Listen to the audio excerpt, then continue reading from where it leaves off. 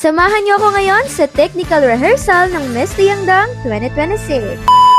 Pagpasensya niyo na nga dahil nauna kong na-edit yung vlog ko nung Coronation Night. Speaking of my vlog nung Coronation Night, mga bet, 200k views na siya. And dahil dyan, maraming nagtatanong kung bakit ko daw sinali sa vlog yung natapilok ako. At bakit ko daw pinost lalo na talo naman ako. Mga be, wala pong mali doon. Kaya nga po ako content creator at vlogger kasi gusto kong ipakita ang tunay na ako. Hindi naman pwedeng puro achievements lang ang nakikita nyo, no? Kasi si Shannon minsan natatalo, napapahiya, at syempre nahuhusgahan din. Walang sense ang platform na to kung puro achievements lang ang ipapakita ko, mga be. Lahat tayo may vulnerable side, and this is also my way of empowering others, lalo na kayong mga young girls na followers ko dito, diba? So ang technical rehearsal pala namin ay noong January 30, 2026. It is the night before the coronation. So bago nga kami nag-practice ay in-interview muna kami for SK Award. Good evening, I am Shannon Layosa Oshana, 18 from Barangay Pakul.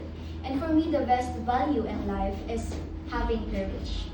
Step out to your comfort zone. Always try new things and embrace every challenges that you will be experiencing in life. Because having courage will lead you to the greater things in life. Thank you. Pagkatapos naming lahat ma-interview ay dito muna kami sa kalsada nag-practice. Kasi naman mga be, yung stage ay inaayos pa or ina-assemble pa dito. Kaya naman para hindi sayang sa time ay nag-practice na kami dito. These are my pageant sisters, mga te. Tingnan nyo naman, ang gaganda. Habang hinihintay nga namin ma-assemble yung stage, ay kumain muna kami dito. Dahil dyan, thank you so much po ulit. And ayan, finally nakapag-practice na kami dito sa stage. Inabot nga kami dito hanggang 1:45 a.m.